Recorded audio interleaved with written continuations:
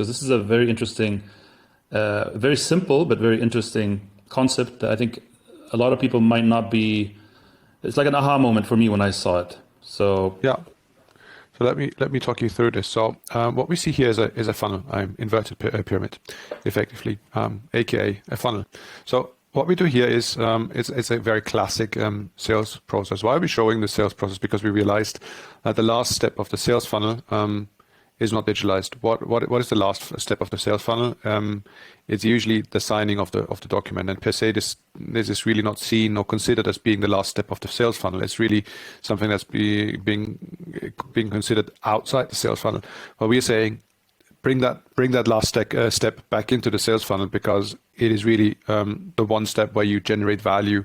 And when a client jumps off or leaves the sales process, that's the most expensive prospect to lose during that process, because you invested so much time creating that demand, fulfilling that demand, showing what your product does, and then in the last step, because your contract is not fit for that purpose, it takes too much time, lose too much time in negotiations, value is not communicated properly, that prospect is lost. So what we're doing is we're really taking this last step into the sales funnel. And what we see here is quite interesting, because the first three steps that we have here, the customer, marketing, sales, what we see here is a very emotional process. You have colors, you have pictures, brochures that are glossy, are nice to look at. But when we come to this last stage that we call here legal, you get a black and white brittle contract that lacks all of that, no emotions, no value communication.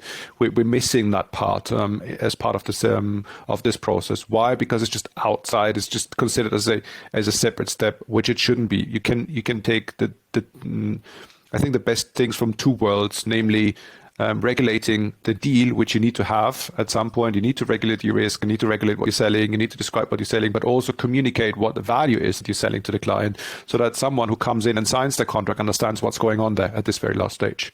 Because it's not always the same person who takes in, receives, or is the recipient of the contract, who is also signing the contract. In large organizations, these are two distinct people. One is the economic buyer, which can be head of sales, head legal, CEO, someone up in the organization, and the person being the recipient of the transaction is your champion. So both people need to understand what the value is that you're offering that process.